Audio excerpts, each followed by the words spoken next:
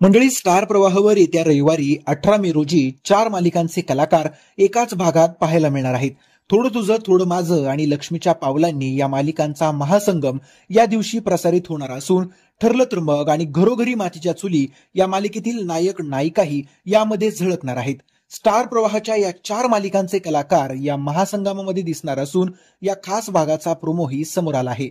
Star प्रवाहाकडून share करण्यात आलेल्या प्रोमोमध्ये दिसतंय की अर्जुन सायली, ऋषिकेश जानकी, मानसी तेजस आणि कला अद्वैत या जोड्या देवी आईच्या दर्शनासाठी बसमधून निघाल्या आहेत. प्रवास सुरू करण्याआधी ऋषिकेश नारळ फोडतो. अर्जुन, सायली, ऋषिकेश आणि जानकी बसमध्ये चढतात. त्यांच्यासह इतर काही भाविक बसमध्ये चढतात. त्यामुळे थोडं तुझं थोडं माझं आणि लक्ष्मीच्या पावलांनीच्या नायक नायिकांना बसमध्ये जागा मिळत नाही.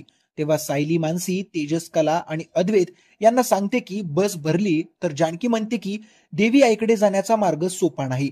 जानकी, सायली त्या चौघांना सांगतात की एकमेकांचे हात पकडून बसच्या टपावर जाऊन बसा. बसमध्ये जागा नसल्यानं त्यांना तसंच करावं लागतं. सायली जानकीच्या युक्तीचं अर्जुनही कौतुक करतो.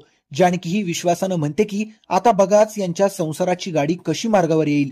सध्या कला अद्वैत आणि मानसी तेजस या जोड्यांमध्ये मालिकेमध्ये वाद सुरू आहे. ते मिटवण्यासाठीच अशी शक्कल लढवण्यात आली आहे. देवी आईच्या आशीर्वादानं होणार नात्यांची नवी सुरुवात, असं कॅप्शन देत स्टार प्रवाहाकडून हा प्रोमो शेअर करण्यात आला आहे.